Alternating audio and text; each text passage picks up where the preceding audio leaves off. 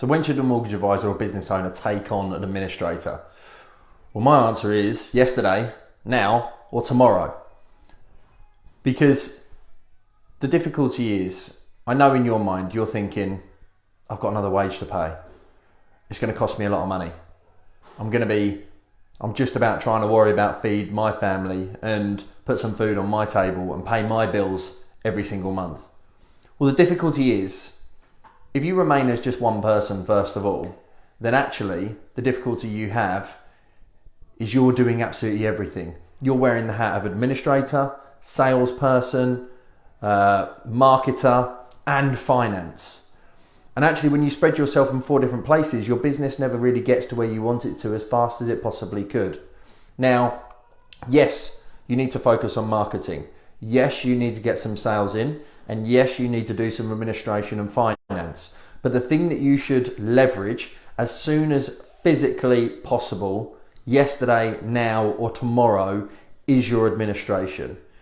Now, if you're a mortgage broker and it doesn't matter what job you're doing, because no matter what industry you're in, particularly if you're in a service-based position, there is a lot of administration that comes with your job. There's booking appointments, there's answering the phone, there's sending out invoices, there's chasing people for payment, there's sending documentation to lenders, there's contacting solicitors, there's updating documents and paperwork to your network. All of that is time consuming, let alone the most time consuming part of being a mortgage broker is actually chasing our clients to get the documents back from the outset. Now that time that we spend doing that is actually better use on marketing and sales, because you focus on marketing and sales as the owner of the business. You do more marketing, you create more sales, which creates your administration and leads to more finance. So that is why the perfect 2-person team is someone focusing on marketing and sales and someone focusing on administration. Now, my belief is that as the owner of the business, you're going to come up with the ideas. You're going to know what differentiates you and what your USP is versus everybody else. So you should be focusing on the marketing. Now, in doing that marketing, there's going to be an element of repurposing content. For example, you would put it onto Facebook, and then you could have your administrator assist you in doing that to put some of that content onto LinkedIn, create an image perhaps using Canva and putting it onto Instagram. They could help you do your Instagram stories. They could help you do your Facebook stories. They could help you open a group and actually do some administration for you in there. And that's just on the marketing side.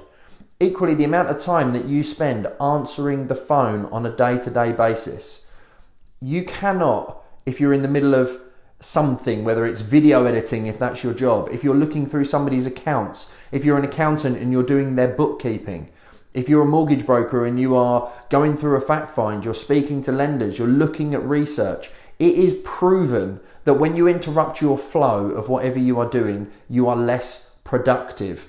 And I personally never answer the phone live because it then puts you in the control of somebody else. It means that you're being dictated to based on what you need to be doing, and it's your job, it's your day, it's your energy levels that need to be at a heightened state, so therefore you can give the best customer service. Now, any customer can be called back, and the advantage of calling them back is you can finish what you are doing now and then contact them back when it's convenient to you, which means you're going to be more in the mind space of helping that person, which means they're going to get a better result and they're going to get a better outcome, and they're going to feel like they're getting a better service.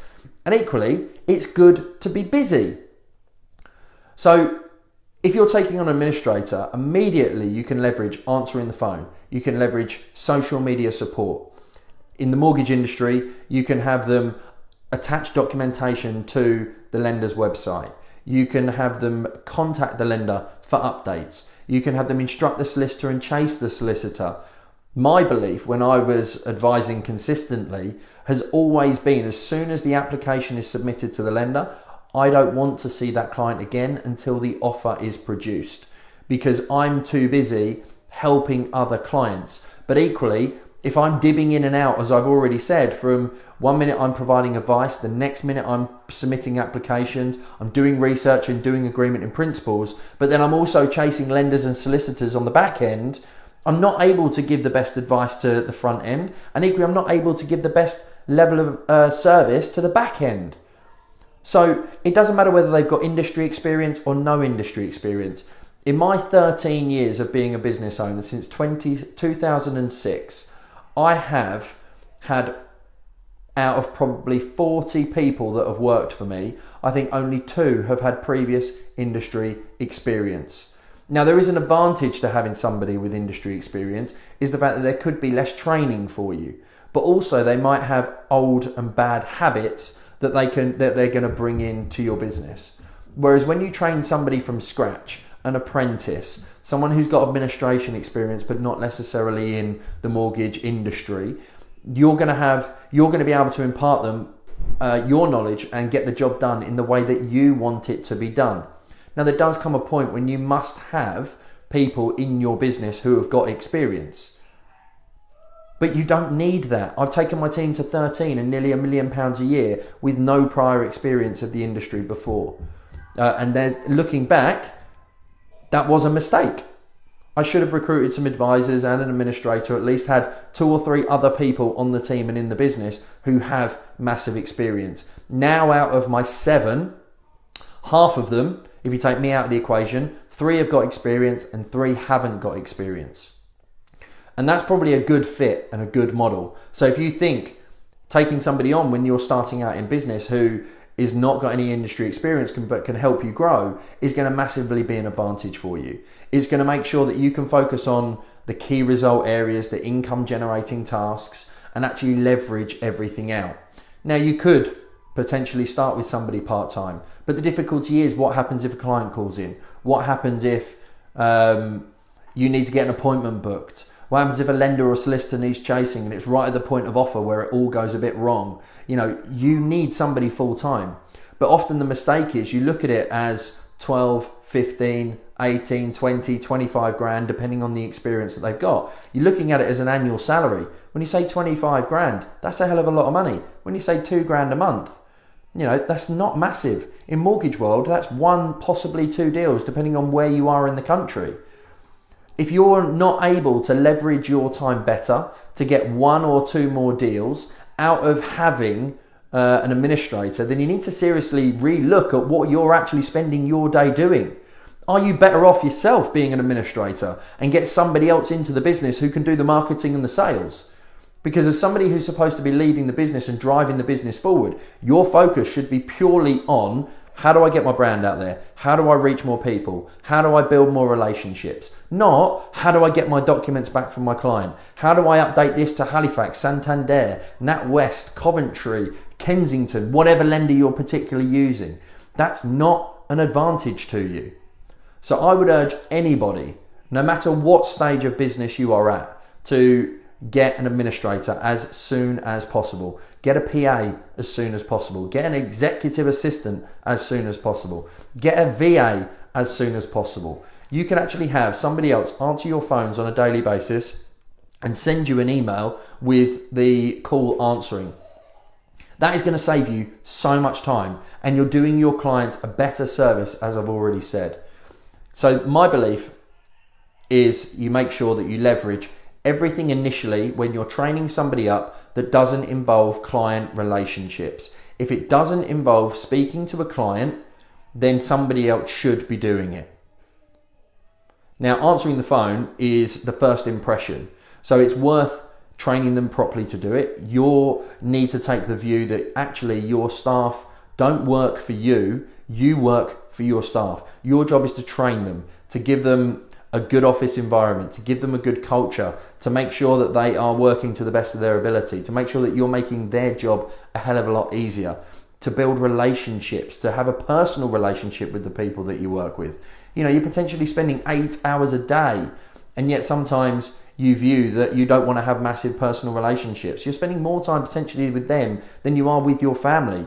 So actually taking the time to really get to know them, get to understand them, what their values are. Some people that you're going to take on might value flexibility and freedom to be able to leave work early and come in late occasionally. Others will want to have pay increases. Some will want staff benefits. So whatever you can do to incentivize them. Not everybody wants money, but they're looking for the reward. They're looking for the thank you for doing a good job. And I honestly don't believe that you need someone in the mortgage world who has had mortgage experience. As long as they're organized, as long as they're a good fit for you, perhaps share the same mindset, willing to learn, develop, grow, and improve themselves, and equally understand that they're going to take some of the slack from you, which is going to enable you to focus on your superpower, which is going to have a knock-on effect to the business. But equally, you might want somebody who's going to look for career progression. Because if you're starting out and you take on somebody who's your PA, they're going to understand more about the business than anybody else. And in understanding more about the business than anybody else, they've got the opportunity to grow with you.